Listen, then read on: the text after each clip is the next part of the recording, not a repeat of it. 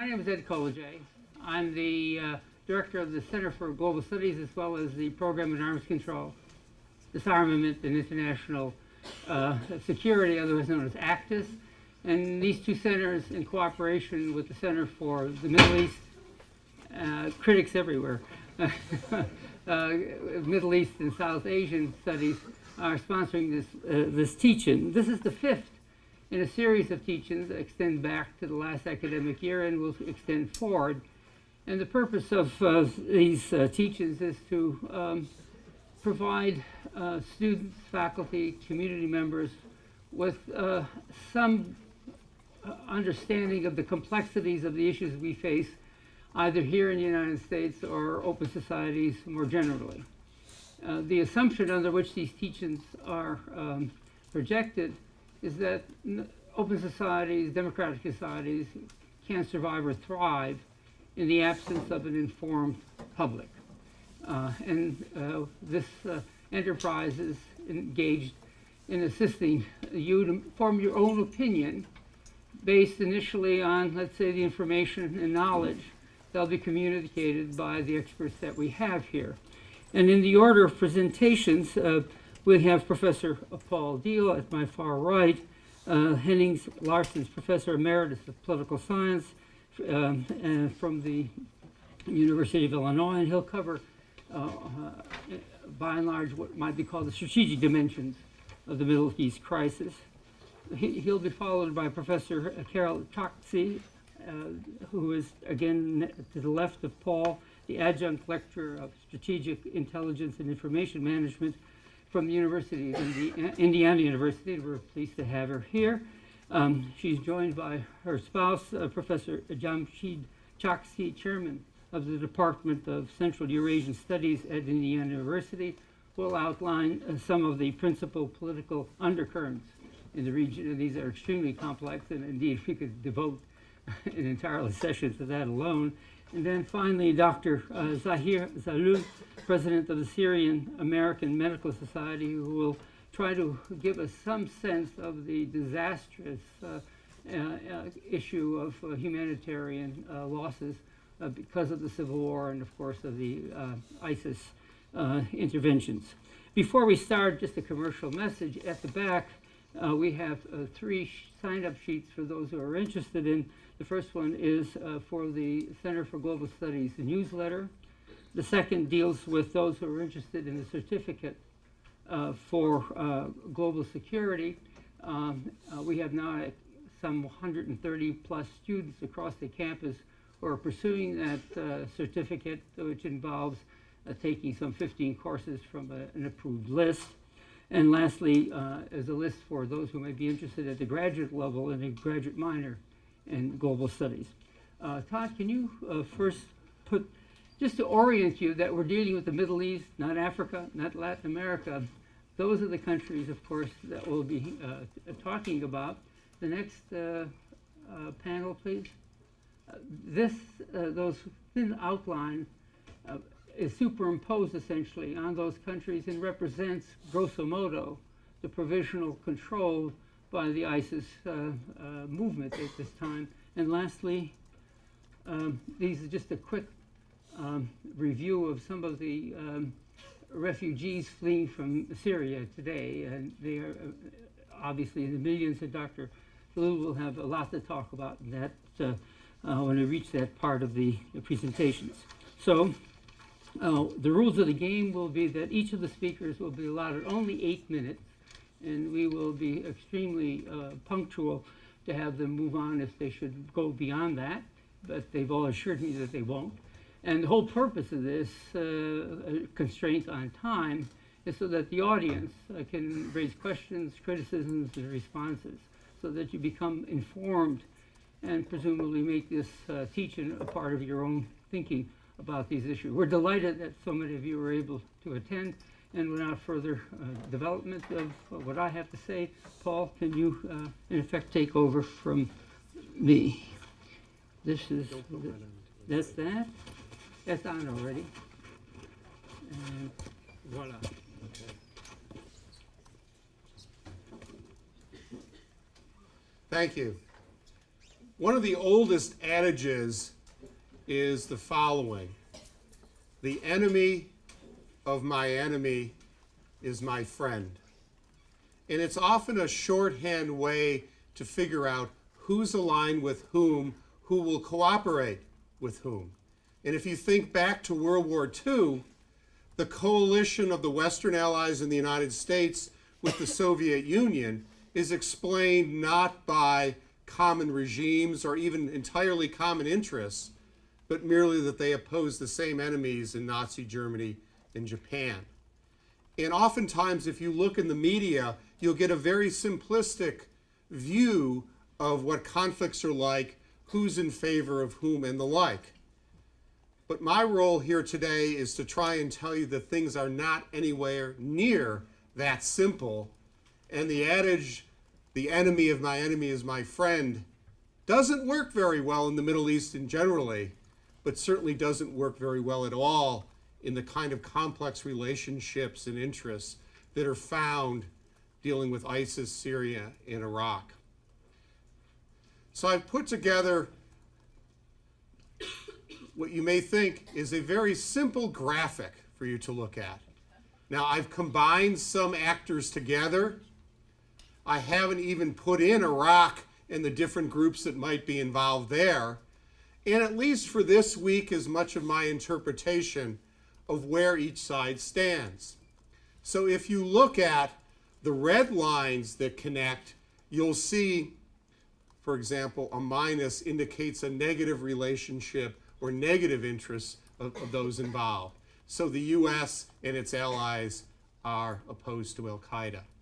If you look at the blue lines, there's more of a positive relationship where the US and its allies support what I've lumped together called the Syrian opposition represented by the Free Syrian Army.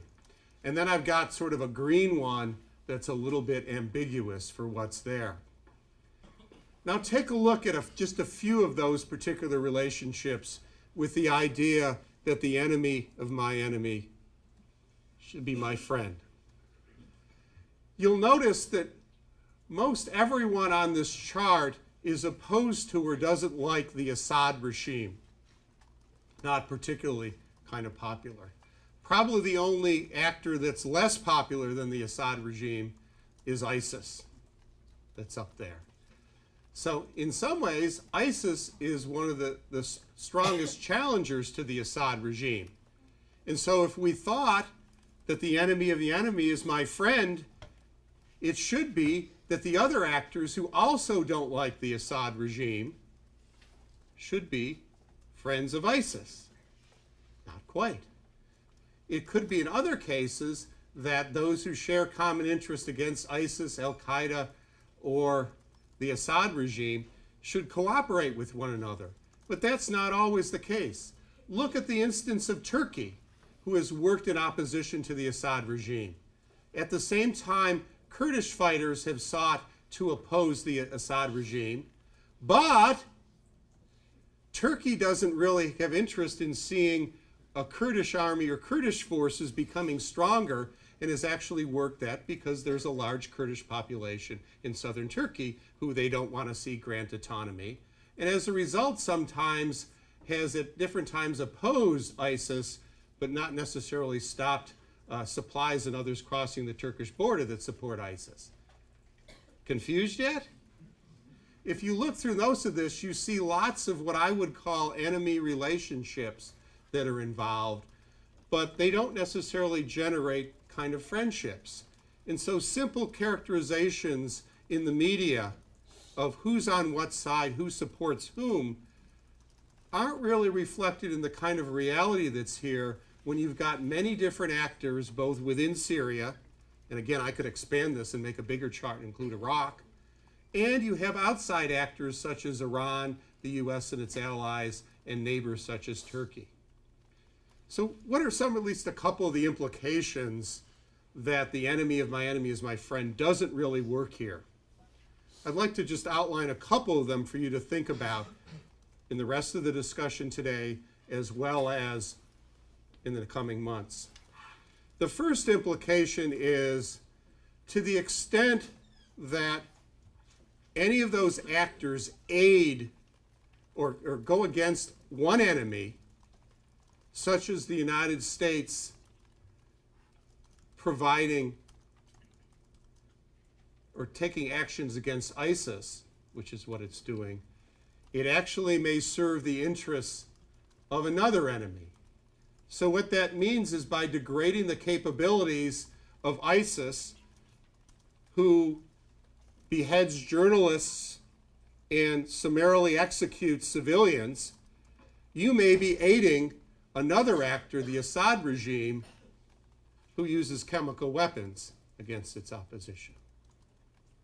In some cases, working for one actor, either in favor or against, may have the effect of strengthening your enemy. The second is that just because you share a common interest in opposing ISIS, as the United States does and Iran and Hezbollah do, neither of them are particular fans of ISIS, doesn't necessarily mean that they'll be friendly toward each other. And in fact, Iran has said it's not going to cooperate and has criticized Western actions against ISIS, even as it supports the Assad regime and is no fan of ISIS. And if I added Russia onto here, who has its own Islamic fundamentalist problem, Russia has been critical, indicating that you really shouldn't invade neighboring states without their permission. Yes. Right. The last thing to kind of think about is many will advocate some type of international types of intervention sanctioned by the UN or some other kind of multilateral kind of coalition. And the thing to think about then is, if you thought that was a good idea, even for humanitarian purposes, who would you target? The Assad regime, who's committed numerous human rights violations, some members of the Syrian opposition or Free Army, Al-Qaeda, a polyglot of different kinds of groups that we lump under there, ISIS, under those kind of conditions. It's easy to see things in simplistic terms, but what I'd hope you'd start to think about is there are complex kinds of interconnections here. And if you're looking for kind of easy answers that don't have multifaceted kind of implications, you really don't have a handle on what's going on here. So that's the framing of how I would like to have you think about the problem. Now you're going to look at some of the specific kinds of problems that deal from everything from humanitarians, refugees, and the like from our other speakers. So thank you. Thank you.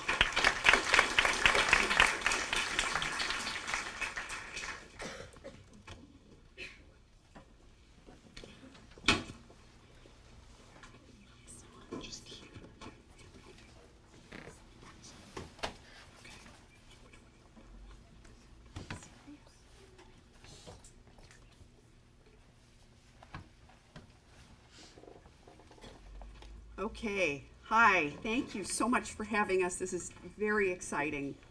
What I'm going to talk about today is maps and also the press and the military, the combatants involved. One of the problems that we've had is figuring out who's who. You had a really good sort of big picture introduction. I'm going to narrow it down. I use a lot of social media to track who's who and what's what. I've only been able to read the regular newspaper for the past couple of weeks, maybe the past month or so, because before that time it was either wrong or it was a week late, or even a month late. So the only way to stay on top of what was happening was to basically look at social media, look at a lot of different NGO sites and so on. And one of the most important things to look at are our maps, but it's also important to understand some background material.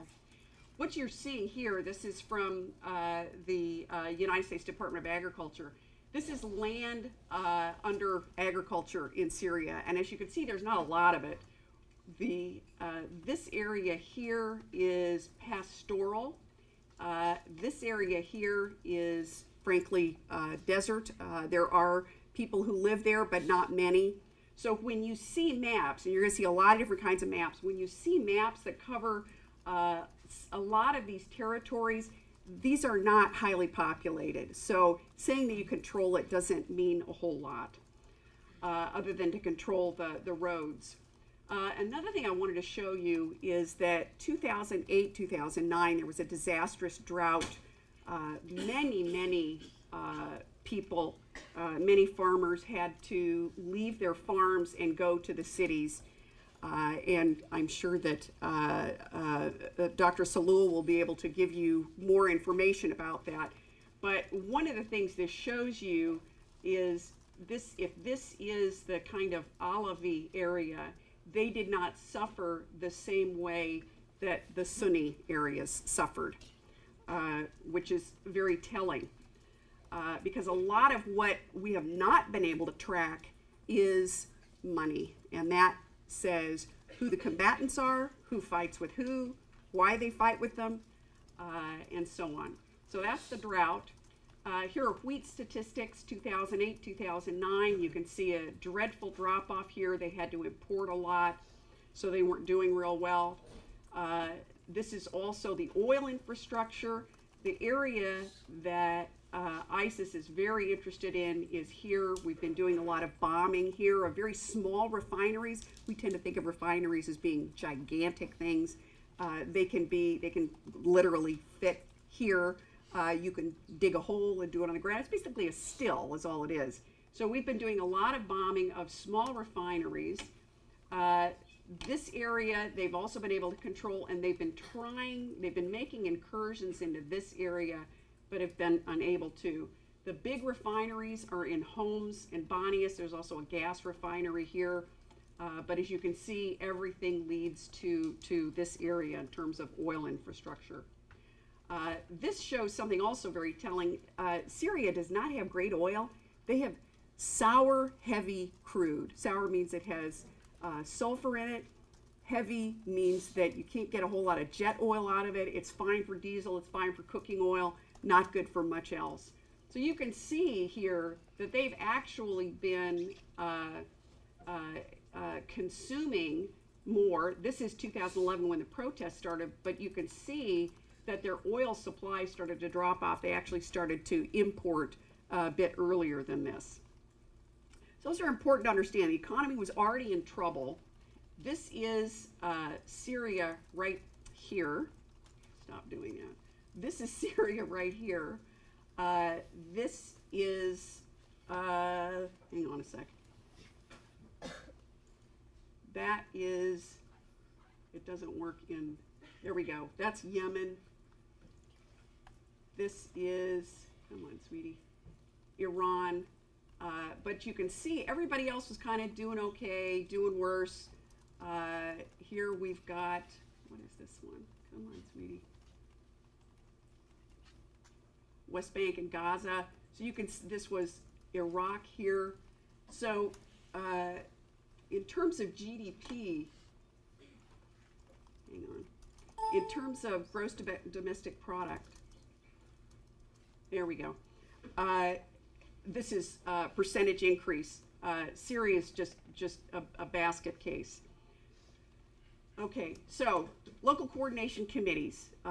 These are groups who report fighting. They're quite reliable, high confidence level in them. This is June 2011, and these are not battles, these are protests. You still see, and this leads the way you can see was all over the country. Evan Santani created these very early on, but you can see all he talked about was not who was fighting, but that there was fighting, and that cities or towns had lost control. He goes on like this, but it doesn't really give you much of a story about what's happening. Who are the militias involved? Who's paying their salaries? Where are they getting their weapons? And that's a very exciting and interesting story. So he keeps on with this. Finally, he starts talking in October of 2012. So this is a year after the battles have started. He starts introducing the Kurds, which is very important. Kobani is in the news today. There's a neighborhood in Aleppo. But again, there isn't a lot of distinction about who's who. So black at this point does not mean ISIS. So a guy named Caribdemoid, that's his Twitter name, he started making maps in November of 2012, and he starts indicating parts of the Kurdish areas. This is also Kurdish here, but I like him because he shows it a little more realistically. We're going to slide through this a little bit until we get to April of 2013, and if we go through it quickly, you can kind of see a lot of back and forth. The blue is areas that are contested, the red is held by the regime, and the green is held by the rebels. Who are the rebels? Militias who hold their towns, people who are funded by various sheikhs, who are, by the way, sitting in cafes along the Turkish border. But this is primarily a Syrian war up until 2013. When you get to April, this is when Jabhat al-Nusra people really start to notice it. Now, those of us who've been following it know that they were in this area, and that there are a lot of towns here where they've set up Shura councils, Sharia courts. And what's happened here is that ISIS has actually started moving in. They're actually ISI, moving in through these roads here. They're supplying themselves. And one of the reasons that this area is still red is because this is the point at which the regime was actually fighting. The Syrian regime was actually fighting ISI at this point. As we go further, then here's the rift. It doesn't reflect the rift. You can see this shows a lot, but it doesn't show everything you need to know. Like that at this point, Jabhat al-Nusra is being pushed out of this area. This is called Idlib. They eventually move back in. And you don't see any black here, do you? So we move along.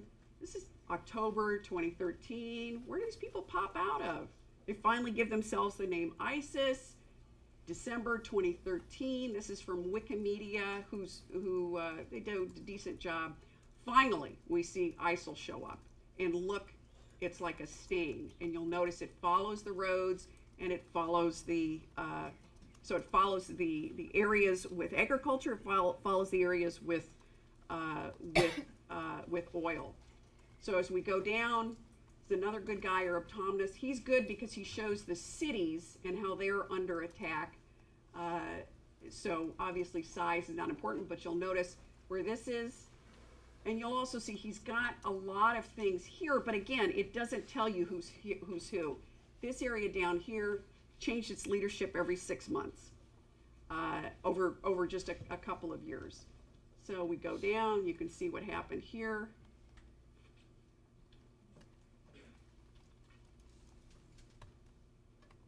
And that's the last map for Syria. For Iraq, people were not tracking Iraq. Here we go, right there. People didn't start tracking Iraq, which was a little bit of a shock. We started looking at Iraq in mid to late 2013 because we saw a lot of arguments between ISIL and Jabhat al-Nusra. If you watch this, they're just popping back and forth. They're not, we go backwards, let's go forward again. So this is all online. This is all stuff you can find, but it doesn't tell you about tribal alliances, town alliances. It doesn't tell you who's bombing who. And those are just as important to understanding the conflict as the map is. But obviously the map is a good place to start.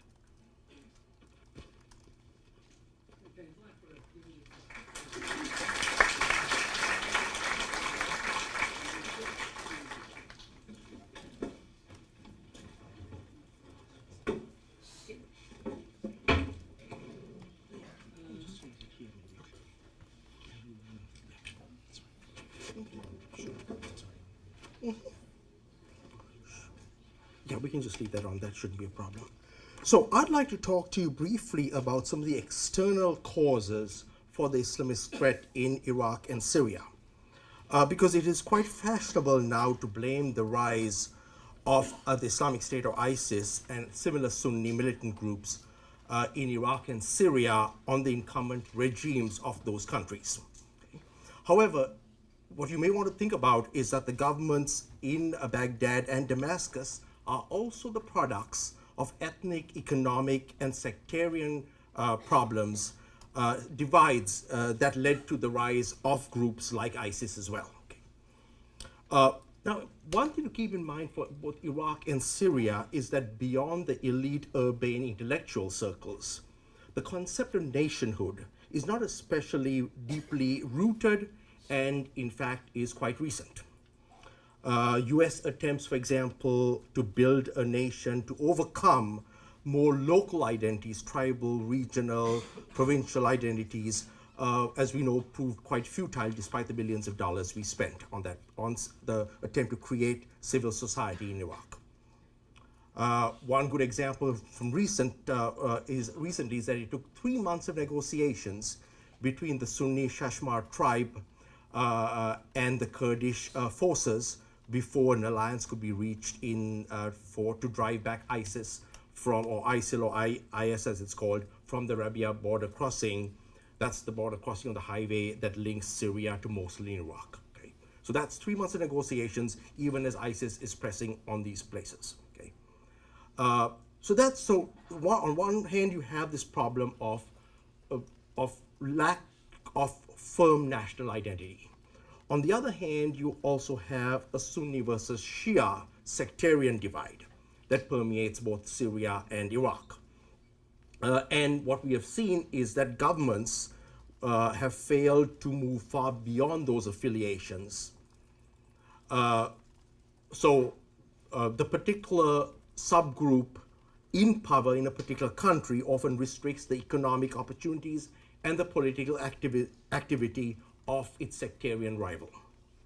So, for example, under the Baathists in Iraq, a Sunni minority enjoyed wealth and status.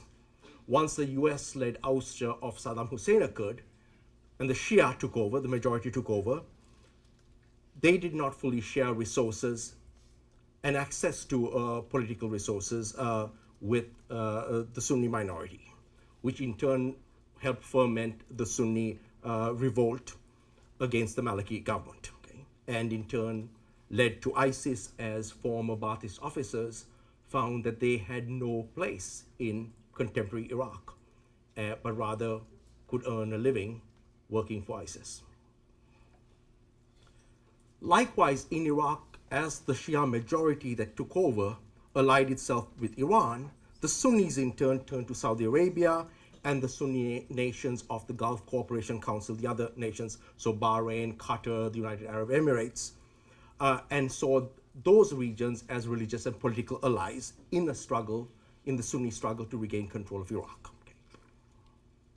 In Syria, the Assad regimes, both father and son, concentrated authority, influence, and wealth among the Alawi community, which then allied itself to Shiism confessionally and Iran politically. So Syria's Sunni majority ended up launching the most recent civil war in 2011, but it's not the only one. An earlier very bloody civil war occurred between 1976 and 1982 under the regime of Hafez al-Assad. Now, with those internal dynamics going on, the next thing that occurs is places like Saudi Arabia, Kuwait, Bahrain, Qatar, the United Arab Emirates, and Turkey get involved, as does Iran. Okay.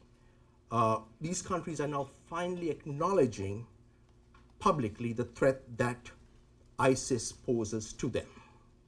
And yet, despite doing so, we do continue to see this sort of regional tension, primarily, shall we say, propelled by the rivalry between Sunni Saudi Arabia and Shia Iran on the one hand, between Turkey and Iran politically on the other hand, and also aspirations for greater regional prominence by smaller nations like Qatar and the UAE.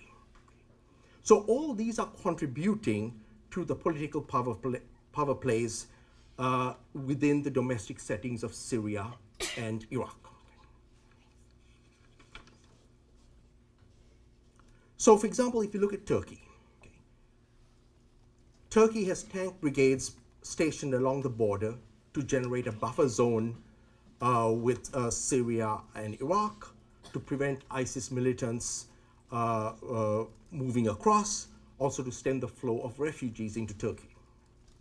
Yet at the same time, Ankara and Istanbul have also become hotbeds for ISIS activity in mosques and in neighborhoods.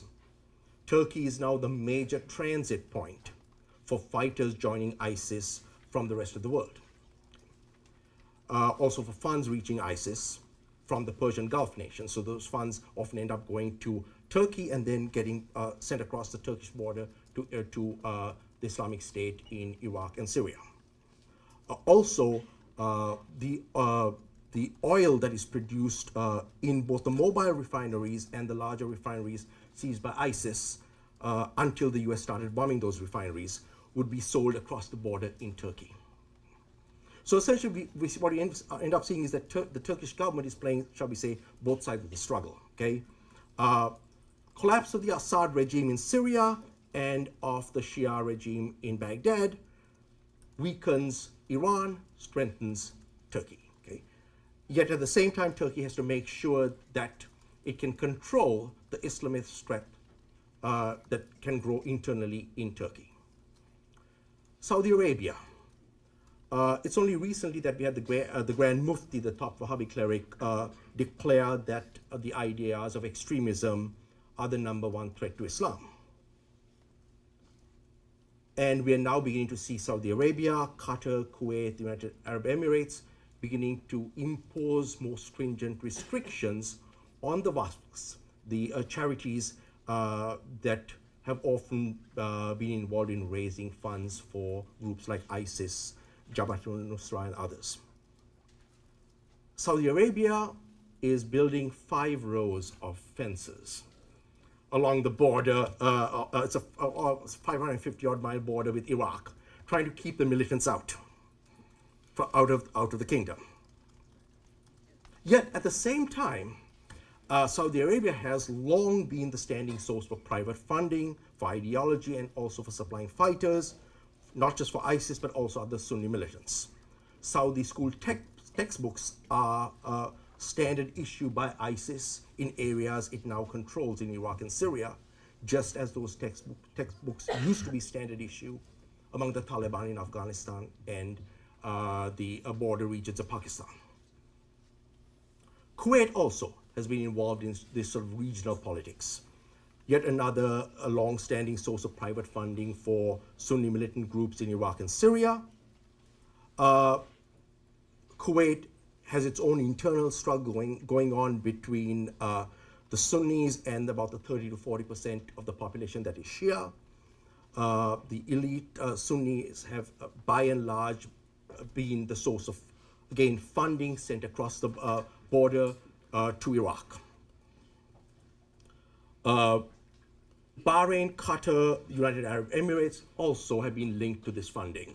Qatar has been referred to as the Club Med for Islamic militants, partly because of the traffic of individuals, funding, etc., that passes through Qatar. Okay? Now, I want you to keep in mind that Qatar is where CENTCOM's forward operations are based. Okay? Bahrain is where the US naval fleet is based in the Persian Gulf. And yet these governments have essentially been playing both sides of the equation, the Sunni-Shia struggle on the one hand, also attempting to battle Iran for regional influence.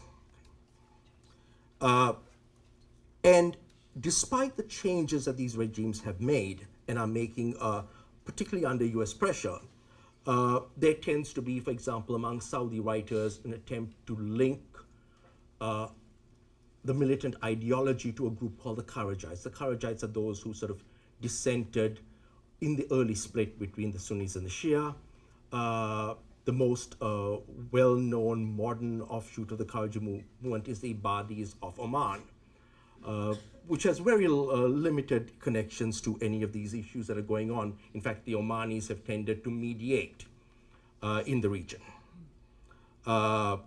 Bahraini generals tend to dismiss their locals' involvement in the Syrian and Iraqi struggles as to just being a very handful of very few individuals. Kuwait, for example, has its justice minister, who's also the Minister of Islamic Affairs, and is an individual well known to Western governments for his involvement in raising of funds for these movements. So you have all these sort of external actors. Then you have Iran. Okay, Iran has struck up an alliance of convenience with the Kurds. Generally, Iran tends to see the Kurds as separatists. They now have an alliance where they have the Iranian tank brigades and the Islamic Revolutionary Guard moved into northern Iraq to support the Kurds. Likewise, in the south and central Iran, Iranian generals have long been helping the Iraqi government try to keep ISIS at bay. One thing in terms of Iran's involvement that can be said for sure, Iran will ensure that they do not lose the shrines at Karbala and Najaf linked to Shiism. If Iran has to move in full force and take over southern Iraq, they almost certainly will. Okay. So we have all these sort of things, all these sort of factors going on, and now we have, shall we say, the return of the US and the EU into this combat arena. Okay. We're seeing, on the one hand, yes, US bombardment is certainly limiting the Islamic State's military influence, though it has not completely reversed it. We're also seeing the repercussions of that involvement. That is, hitherto rivals like Jabhat al-Nusra, which is essentially an Al-Qaeda offshoot, and the Islamic State are now sort of working together occasionally, and we are seeing other Islamist groups in the region calling for unity in the face of the Western presence. So let me leave you with one final thought as part of all this sort of mess that we see, and that is the question of how deeply should the US and the EU get re-involved. Whether we should end up ultimately putting troops back on the ground, and US troops are moving into the region from bases here, or whether we should leave the ground fighting to the Saudis, the Emiratis, etc., to help clean up the mess that they contributed to. Thank you.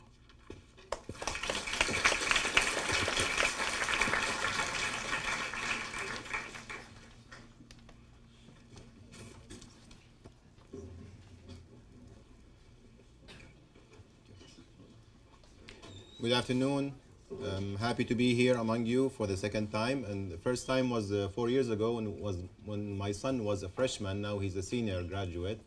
I was hoping that I will not be coming to speak about Syria. I was hoping that the crisis in Syria would finish in these 4 years, but unfortunately it is not, and it's getting worse. Syrians are very proud people. We believe that we invented the first alphabet, the first music, the first color, the first iPad, the first iPhone. You know that, right? So at the same time, this is the worst humanitarian crisis in our lifetime. I immigrated to the United States 24 years ago. And this is the worst humanitarian crisis that I have witnessed in my lifetime, and you will witness in your lifetime. According to the United Nations, this is the worst humanitarian crisis since the Second World War. The number of people who are impacted by the crisis in Syria is about 10.8 million, half of the population. More than the numbers of people who are impacted by Ebola virus. Is that a surprise? Actually, if you ask American people on average, which is the worst crisis in the world, most of them will say either tsunami, Indian tsunami, or Haiti earthquake, or Rwanda genocide. No, only 10% will say Syria.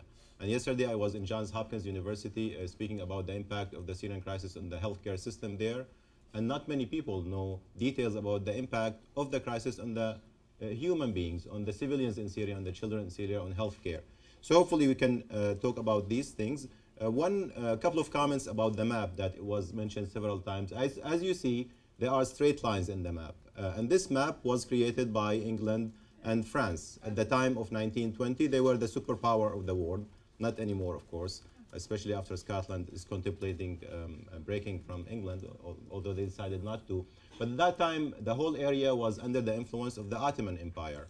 In 1920, the Allies forces beat Germany and also the Ottoman Empire, who was allies with Germany at that time in the First World War. And they curved this area, divided it between areas of influence.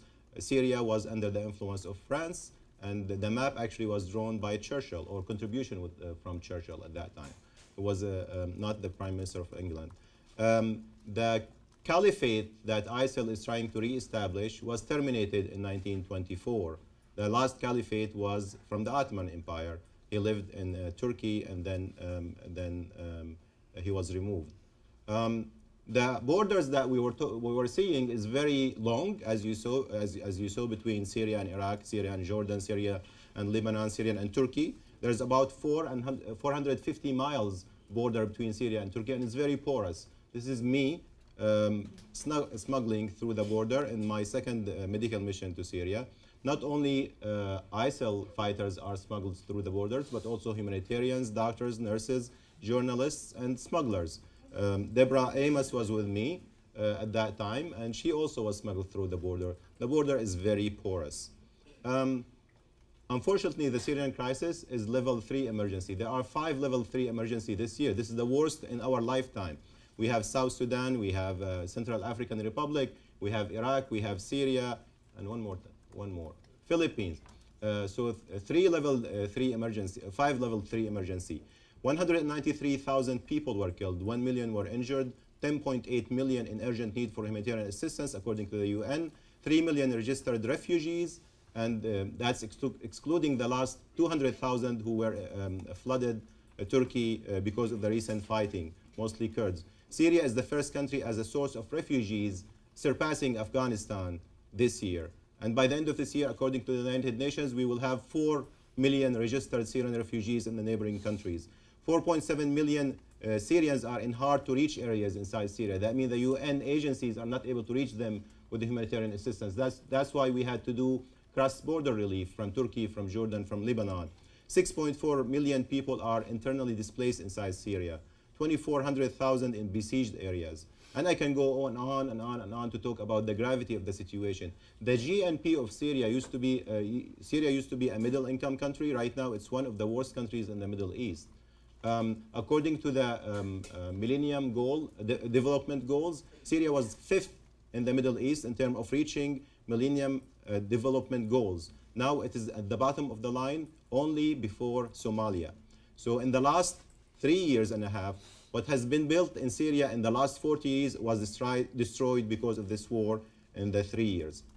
I wrote an article to Foreign Policy called The Corridor of Death. And I think for you who are interested to know what happened in Syria, how did we reach this point, it's important to read this article and other articles also related to this. That's how the early non-violent demonstrations were transformed into violent civil war. Initially, people in Syria started to demonstrate against the regime as part of the Arab Spring. And they wanted democratic reform the same way that we have right now people of Hong Kong demonstrating against the rule of China. And they had sit-ins, they had demonstrations, they had all kinds of things that we are associated with action. We had here Occupy Wall Street movement. So we had similar movement in Syria, but unfortunately the Syrian government was ready for them. They did not want to do the same thing that Egypt and Tunisia and Libya have done, which is basically tolerating the demonstration. So they responded with extreme brutality. They started to snipe at the demonstrators and killing some of them. And because of that, people started to carry arms to defend the demonstrations initially, then to defend the neighborhoods and defend the cities. And that's how we had these different battalions of the Free Syrian Army. Each one of them are located in one area to defend their village and country and so forth. That's why we have about 2,000 different armed groups right now in Syria. And then some of them started to connect and coalesce. This is the impact of barrel bombing on the largest hospital in Syria, in northern Syria, Al-Kindi Medical Center. I took this picture myself. I'm a critical care specialist. I use ventilators for saving lives. Ventilators are being destroyed in Syria every day. This is my first medical mission to Turkey to take care of the Syrian refugees and the Turkish refugee camp. By the way, Turkey is one of the best countries in terms of hosting Syrian refugees. So if you have Turkish students here, I think we should give them a round of applause. Turkey has spent so far $4 billion to help Syrian refugees. Our government here spent about $3 billion so far to help to provide Syrian assistance. These two children had bedwettings problem because of the traumatic experience that they had. This is the largest refugee camp in the Middle East. This is Al-Za'atari camp in Jordan. About 170,000 people live in Al-Za'atari camp. It's the second largest camp in the world, refugee camps in the world. The first one is in Kenya that is hosting Somali refugees. This is the second. This is not Moses taking the Israelite across the sea. These are Syrian refugees flooding Iraq a few months ago when they had an opening in the border crossing. I visited their refugee camp in Erbil. Again, this is only last week. This is when the Kurdish Syrians tried to go to Turkey because they were fearful of ISIL attack to northern Syria. About 200,000 of them crossed the border in 1 week, which is the worst in the Syrian crisis. Every time we think in Syria that this is the worst, we get something that it is worse. These pictures I took myself, and these are some of the organizations that we interact with in Syria. So when you enter the border crossing from Turkey to Aleppo, you see this sign, this logo on the left side, Asifatul Shamal, the Northern Storm. This is one of the battalions of the Free Syrian Army. These are the good guys that our government would like to support. The second one, I took this picture in the city of Aleppo. That neighborhood was occupied by ISIL before my time, before my last mission. But I thought that this is interesting, and this is the logo of, or the flag of the ISIL on the top, and then the name of ISIL in Arabic, Dawlat al-Islam fil Iraq wa Sham. And this is our logo on the right side. So different organizations are going and exploiting the situation. We provide humanitarian assistance and medical aid. They provide something else. These are some of the pictures from Aleppo, and these are some of the graffiti that were also left by the ISIL in some of the neighborhoods of Aleppo. ISIL was trying to control Aleppo, which is the largest city in Syria, but they were kicked out by the Free Syrian Army from Aleppo and Idlib. And they're trying now to retake Aleppo. And if they retook Aleppo, that would be a disaster. James Foley, who you all know, exchanged some emails with me, and he called me before he left to Syria, his last mission 2 years ago. And he said that he's interested to donate an ambulance to Syria because he knows that the situation is pretty bad. And he raised some fund on the website and donated it to SAMS, my organization. And we purchased an ambulance and we donated it to Syria. Unfortunately, it was bombed. Some of the victims of the barrel bombing, you may ask yourself, why would Syrians join ISIL or join al-Nusra or join these fighting groups? Because of the extreme brutalities that they are witnessing every day. Every day you have barrel bombing, you have ballistic missiles attacks on civilian areas, and Syrians are feeling that they are left alone. No one is coming to their rescue, and that's why many of them are turning into these extremist areas. And also because of the economic situation, not many Syrians have jobs right now, and these guys are paying $200 every month, so they pay very well, they provide stability, they have good arm, they have good governance in the areas, in some of the areas that they are governing, and that's why it is people are joining them, or some of the people are joining them. This is the impact of the chemical weapon in Syria. We had 34 chemical weapon attacks before the August 21st last year, when we had 1,600 people gassed to death in Al-Ghouta. These are pictures of decontamination camp, the tents in front of the hospitals in Aleppo. And this is instruction in Arabic in northern Latakia on what to do if you are exposed to sarin gas. Since the end of that use of sarin gas, the Syrian regime continued to use chlorine gas, which is a chemical weapon, but it's not prohibited in the treaty. This is Al Yarmouk camp in Syria, which is a refugee camp for Palestinians who've been there since 1967, the largest refugee camp in Syria. It is under siege, complete siege by the Syrian government for a year and a half. And this is when they allowed for the first time humanitarian organization to get into the camp, and the people flooded to get their ration. I just tell my Palestinian friends, do you know why is it very bad in Syria? Because Palestinians are now traveling or forced to leave from Syria to Gaza. So they are preferred to live in Gaza than to live in Syria. And finally, I just want to end with these pictures. If we need to contain and defeat ISIS, we need to support civil society in Syria and focus on children, education of children. We have a lost generation in Syria right now. We have about 3 million children in Syria, inside Syria, and 1.5 outside Syria who are not getting consistent secular education. If we do not take care of them, then they will be easy victims for ISIL and other extremist groups. Thank you very much.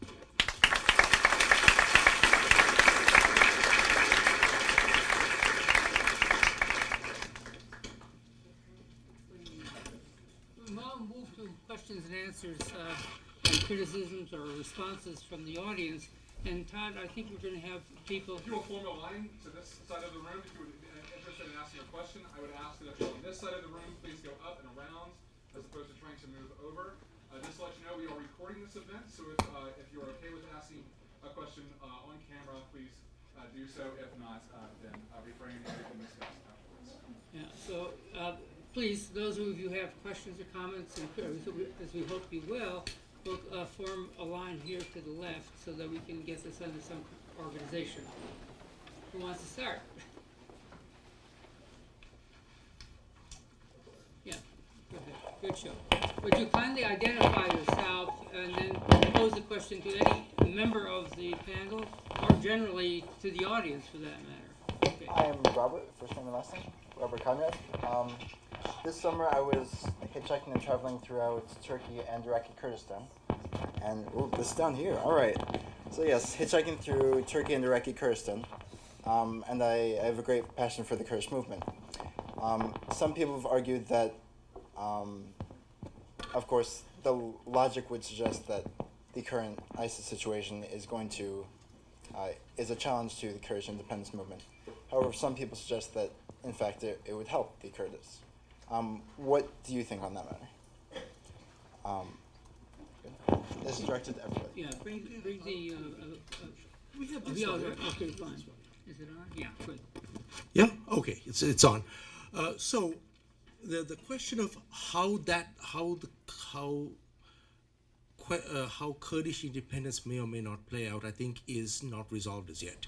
Let's keep one thing in mind, that certainly the current events have brought together Kurdish groups from not just Syria and Iraq, but also Iran and Turkey, and provided them with an opportunity that they hitherto have not had.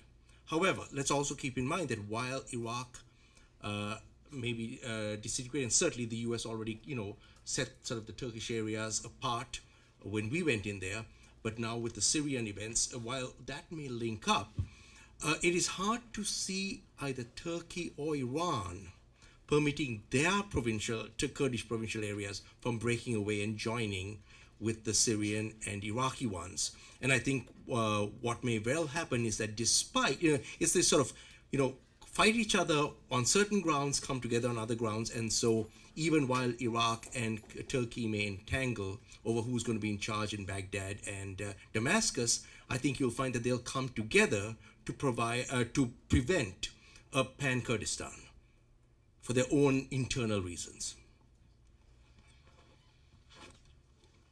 I mean, I agree with that, but also I think there is de facto right now an area that is ruled by local Kurds in Syria, which is connected to the Iraqi Kurdistan. And definitely there's aspiration among the Kurds in Syria to have their own autonomy. But I can tell you that will depend on many geopolitical things, and also it depends on how would be the next state in Syria.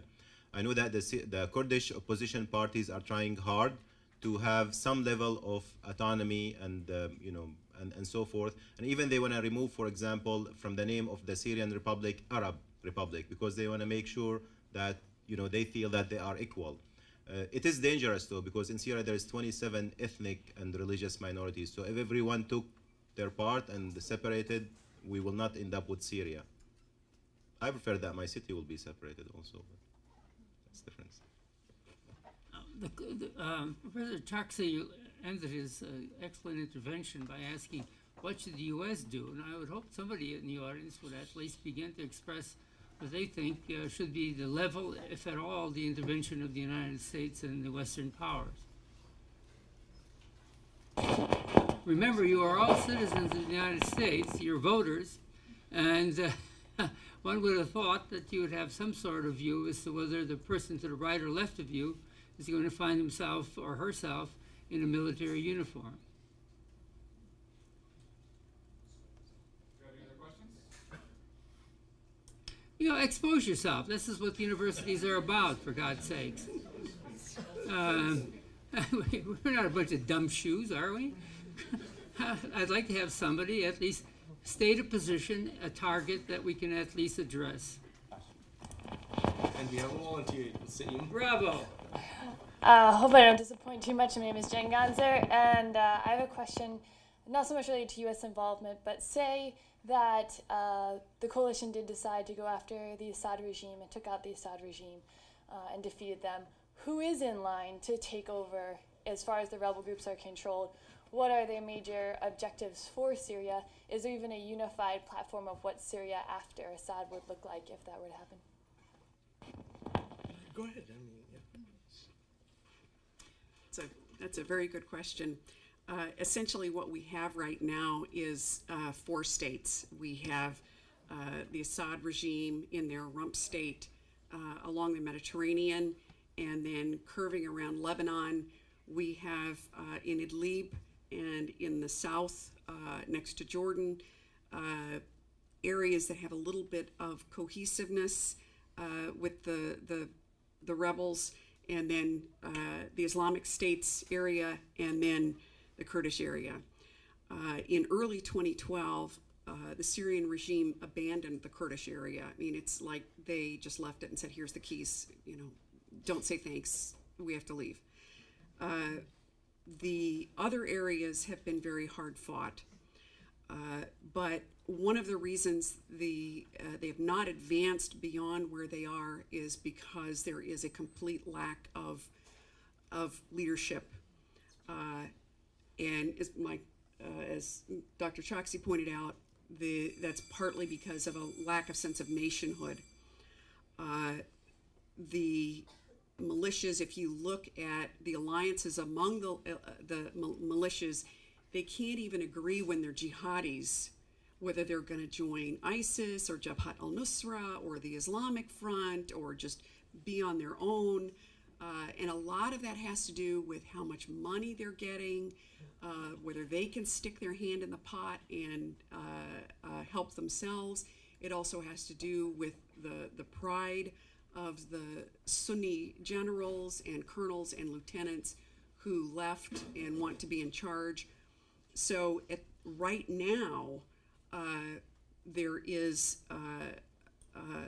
just frankly crisis everywhere except in Assadistan and the Kurdish areas. Everything else is frankly a complete disaster. I'm not a particular big fan of analogies, but let's say that there might be 2 visions using some analogies. The optimistic one would be Syria looks like Libya. I know that's not very optimistic, but relatively, which means you have some central government around some major cities and controlled areas, but you have a large number of militias elsewhere, and the strength of the central government doesn't extend far beyond some of those cities and areas. The pessimistic kind of scenario or analogy is Somalia, in which case you have essentially no state at all except maybe northern Somaliland, which is controlled by one particular group, and you might find that there, but the rest of the country is largely lawless or has pockets of 10 to 15 different kinds of militia, some of which are Islamic fundamentalists and fairly brutal, and others may have certain kind of ties to foreign kind of powers. Who knows if one had to guess, the Somalia scenario after Assad looks more realistic than the Libya one. Neither is particularly pretty. Well, let me just add to what Carol and Paul have both said, then extend it to Iraq. Because even with Iraq, it's unclear. You could end up with a Kurdish area, a sort of a Sunni central area and then a Shia from Baghdad downwards. But then again, I mean, the Kurdish area would perhaps tend to have more cohesiveness, the Shia area has more cohesiveness, but the Sunni area is the one most likely for Iraq to become the sort of Somalia situation of different tribal groups and various Islamist groups. So, and let's point out the border between the two countries has essentially dissolved.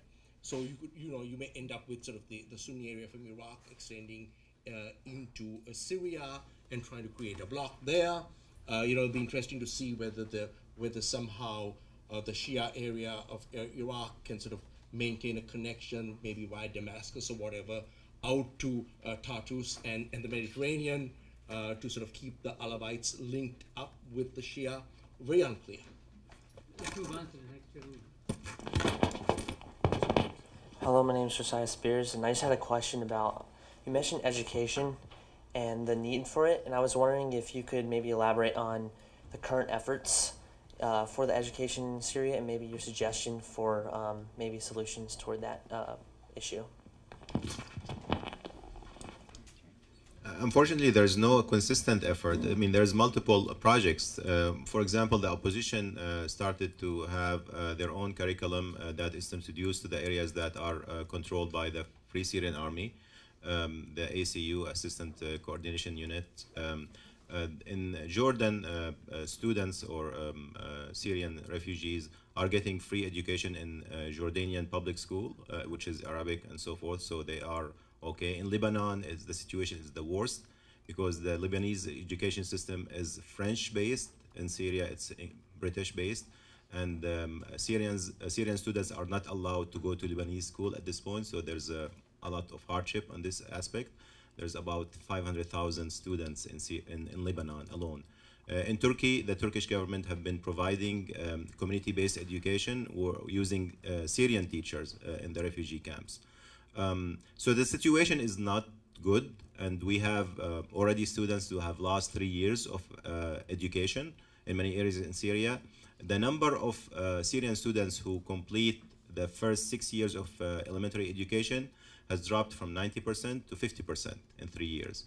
So this is a huge drop, and unless something of the United Nations maybe take a leadership on this issue, then we will have a lost generation that will cause a lot of problems, not only to Syria, but to the whole region.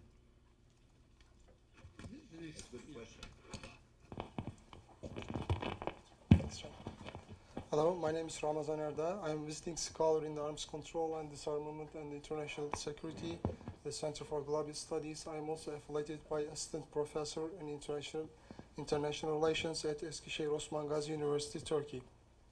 First, I want to talk to all speakers for their sufficient and useful presentations. Is one of the most important international security agenda in the world politics, especially ISIS. My especially question is to Dr. Zahir. How do you see international organizations and international societies approach, especially in the field, in the context of refugee politics, for example, fundings, or the politics supports to refugee receiving countries? Thank you. As you know, there is a UN response plan to the refugee situation, especially in countries that have very limited resources, Lebanon and Jordan and Iraq to less extent. And most of this UN response plan, which I think about $4 billion or so, was directed to these countries because they want to make sure that these countries stay stable. Lebanon has very delicate balance, demographic balance, and you have 2 million Syrians right now in Lebanon, which is 1/4 of the population. So imagine that we have flooded with 60 million Mexicans or Canadian to our country within 3 years. I mean, that we're not going to be able to take that. We are the largest country, but Lebanon is a very small country. So that's why most of the refugee assistance is going to Lebanon and Jordan. As I mentioned, Turkey has 26 so far, if not more, refugee camps. Most of the Syrian refugees are camped in Turkey. The same thing in Jordan, but all of them are not camped in Lebanon. And there is a little assistance from the United Nations to Turkey because the Turkish government initially said that we can take care of it. So the international organizations are providing a lot of help in Jordan, in Lebanon, including ours. But in Turkey, because we have limited resources, we don't feel that we are needed, really. The Turkish government, again, are providing free health care. We have some dental clinics in the refugee camps, but and I know that other international NGOs are trying to get into it. There is a lot of politics in the international NGO business. For example, ICRC do not have offices in Turkey. The Turkish Red Crescent is doing a great job in Turkey. I can say taking care of the refugees and the cross-border relief. I don't know if I answered your questions, but these are some thoughts. Thank you. Yeah, the next gentleman. Oh, you have some, I'm sorry.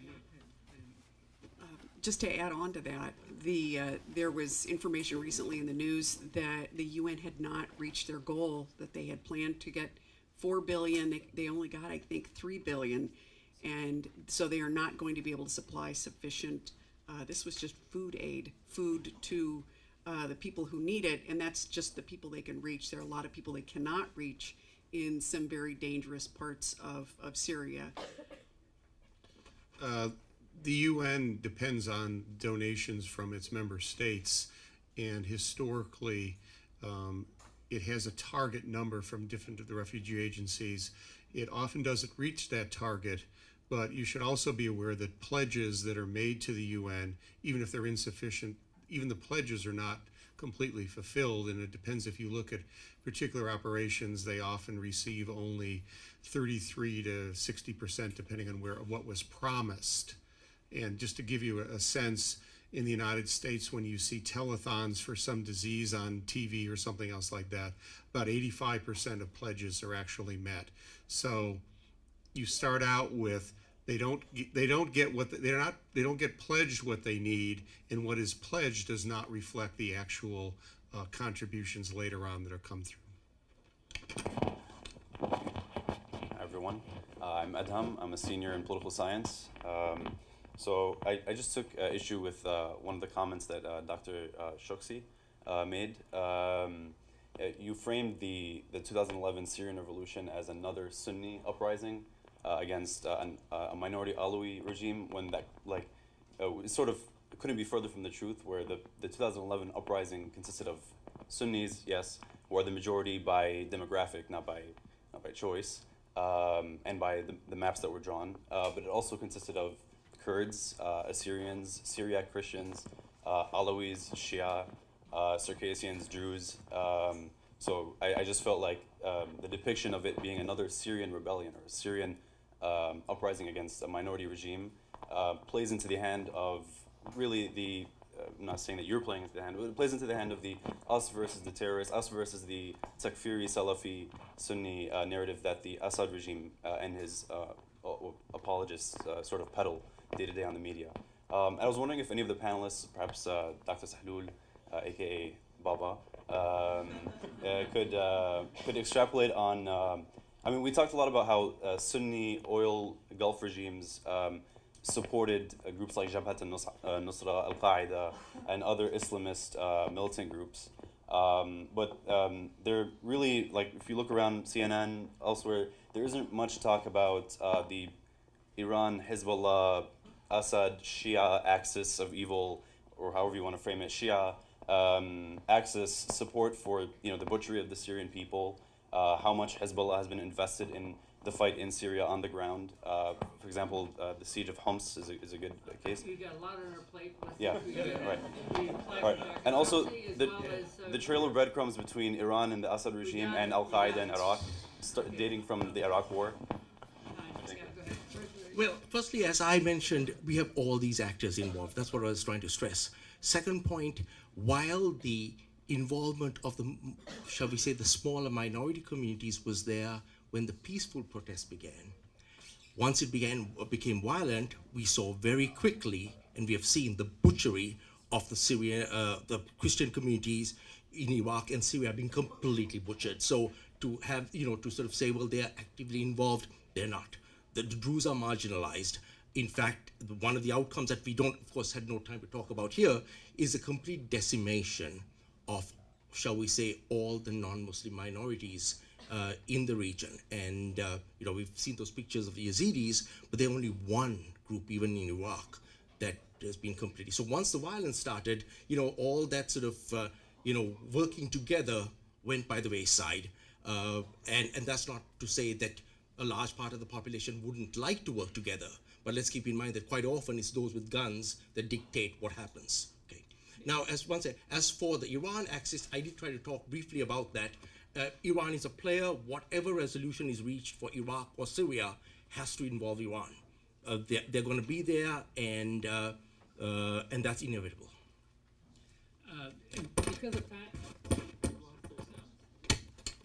Because of time constraints, and I really do want to give each of the three remaining people the time to ask their questions, so we're going to move expeditiously if we can.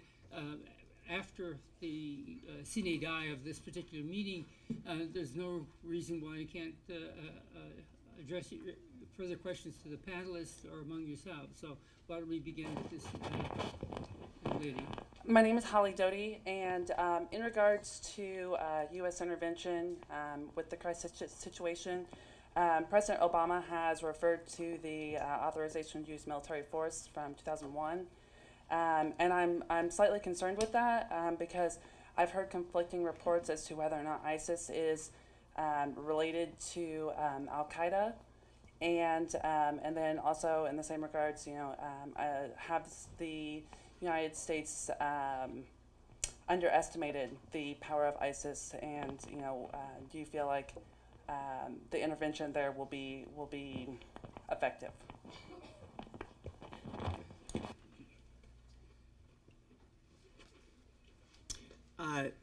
That's actually a very good question. ISIS is, or at least was, a part of Al Qaeda. The Jabhat al-Nusra is certainly a part of Al Qaeda. There are differing opinions as to whether Baghdadi sent Golani or Zawahiri sent Golani into Syria. And I mean, I'm of the opinion that it was Zawahiri who sent Golani to show a kinder, gentler Al Qaeda who was working with secular militias and working very hard with them, and then not taking over towns. They were setting up councils and Sharia courts. They were leaving education to the local people. ISIS really came from Iraq, from that hardcore group of ex-Ba'athist, ex-military. So if you look, for example, at the top level of ISIS leadership in Iraq, it's all Iraqis, mostly ex-military, but you see them towing the line with Al Qaeda. Now, Al Qaeda may say, Zawahiri may say, well, you're not supposed to kill other Muslims, but what were they saying in 2006? You're not supposed to kill other Muslims, but they were still supporting them. So I think it's a little disingenuous to say that they're not Al Qaeda. The authorization to use military force, that's above my pay grade. I've read back and forth about it. I wasn't happy with the Iraq war to begin with, so. And then we'll move to the next set of gentlemen, please. Just as the parting shot, you'd have to go back to the Truman's intervention in the Korean War to begin examining the issue of whether the president has or has not authorization. But that's maybe another teaching. Yeah.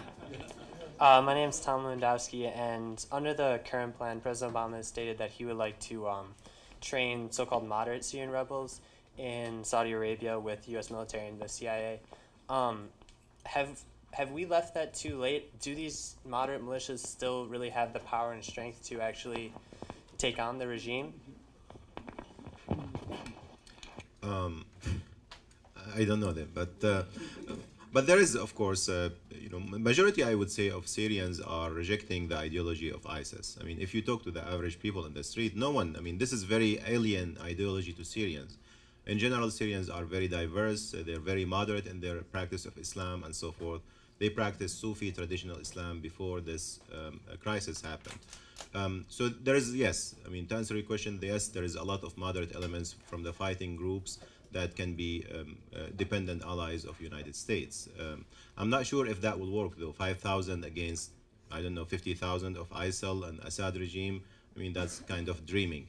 And you know that this is not new, by the way. I mean, the United States have been training people from Syria, moderate, in Jordan, the CIA, for the past 3 years. So this is not something new, but this is more kind of robust kind of training and public. Just to respond or to follow up on the issue that was raised by Adham. You know, Iran is a superpower, or in the region, it's a powerful country that has aspiration and has national interest. One of their main dependable allies is Hezbollah in Lebanon, and they want to maintain their influence in the region. They believe that if Assad has left and there's no alternative that is friend to them, then they will lose a lot. And they're fighting with Saudi Arabia and Turkey to dominate the region. So that's why it's important for any solution to engage Iran in this issue. By the way, I had a meeting with Iranian president just last week when he was in the United Nations, and I asked him this question about, I mean, what does it take to stop supporting the Assad regime that is killing its people? And you know that the Syrian people used to be friends of Iran, and right now they look at it as the enemy. He said in politics there are usually two impossible choices, and he did not comment that much about specifics. Our final speaker. So it's to my understanding that previously when Syria did use chemical weapons, we were entertaining the idea of intervening, and then Russia created a proposal where they intervened. I was wondering if you could expand a little bit on what came of that and whether or not that proposal led to anything, and also in regards to U.S. intervention, if we had intervened at that point, do you believe that it would have deterred or had any effect on what is currently happening in ISIL activity?